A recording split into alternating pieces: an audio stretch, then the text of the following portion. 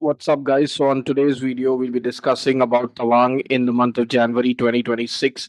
What you should be expecting in terms of the weather, the road condition, the places that you should be visiting, the snowfall that you should be expecting, and what is the kind of gear that you need to be carrying on your trip to Tawang in the month of January 2026.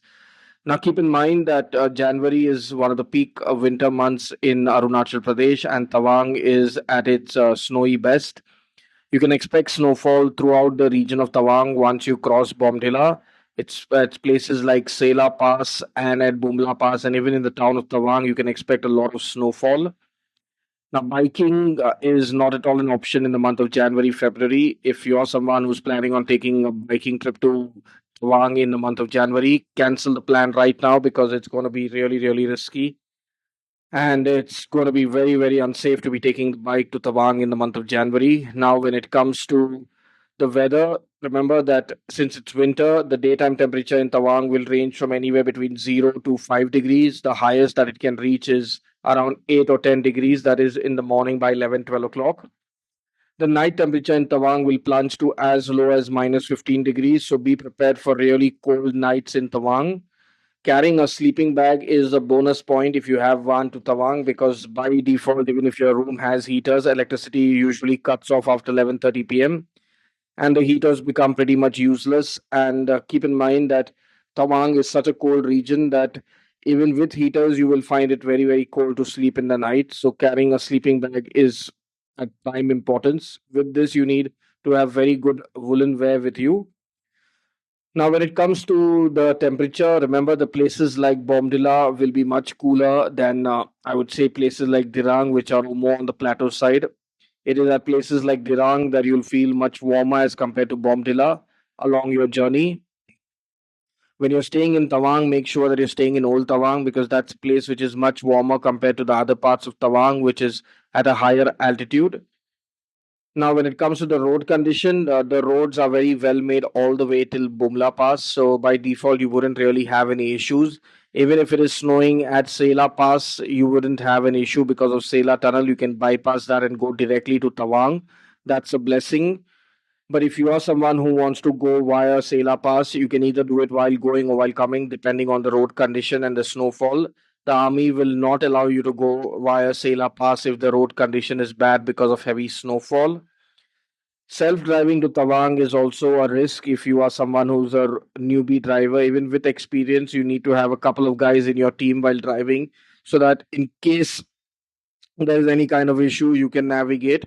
Having chains for your vehicle for all four tires is mandatory in winter because black ice is real and you do not want to skid off one of these hairpins, which can lead you into a fatal accident, which will be sure short death.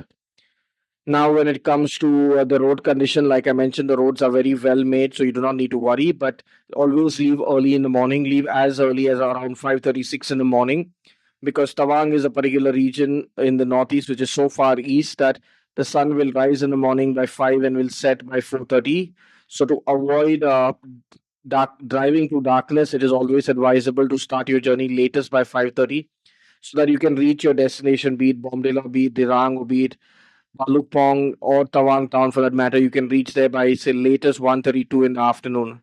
Snow blizzards are very much real in Arunachal Pradesh, especially in Tawang region. So come prepared to encounter these in the winter months of January.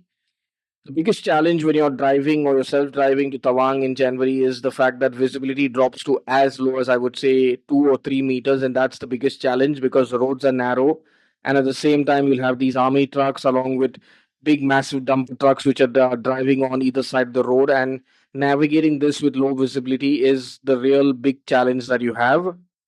Now, the places that you should be visiting in Tawang or on your journey to Tawang include Bomdila, Dirang, Tawang Town, the War Memorial in Tawang, Tawang Museum, Tawang Monastery, and without doubt, Sela Pass, Sangastar Lake, Bumla Pass, and Pitaso Lake. So, these are the places that by default you should be visiting. You should not skip them when you're planning your trip to Tawang. In winter, I would ideally suggest that everybody should plan a trip for 6 nights, 7 days. So, in case Bumla Pass is shut because of heavy snowfall by the army, you have a banker day which you can go and visit Sela Pass and return back. because just having one night is a really, really big risk when you're traveling to Sela and you're traveling to Bumla, because in case Bumla is shut because of heavy snowfall, you have the second day where you can go there, because going all the way to Tawang and not getting to go to Bumla, which is the border of India and China, is a real bummer. Now remember, because of heavy snowfall, most of the times in January, it is unlikely that you'll get to visit both Sangastar Lake and Bumla Pass. Either of the two will be possible. Most probably, they will take you to Bumla Pass, but not Sangastar Lake, because Sangastar Lake is too far off and the snow is pretty heavy compared to what you would get at Bumla Pass. The snow at Bumla Pass, even though it's heavy, is cleared regularly because it's an army checkpost, while at Sangastar Lake, it is not really maintained because it's not really a border. Now, when you're driving beyond Tawang town, you'll get to see plenty of glaciers which are formed because of this cold weather. Now, these glaciers are actually lakes which are formed in some summers and freeze up in winter and form glaciers. It's a sight to see. The road is covered on both sides with snow. It's an experience by itself. Just remember that when you're going for your day trip to Bumla Pass and Sangastar Lake, you will have no network, so carry cash for whatever things you need to buy. And by default, tell your relatives and friends at home that you're safe, just that you wouldn't have network for the day. Bumla's Pass sightseeing starts at around, I would say, 8 o'clock in the morning, and you'll return back by 3 or 4 in the afternoon. So tell your family members to be prepared for half a day that you would not have network. Carry your power bank, and at the same time, again, I'm reminding you, carry cash with you.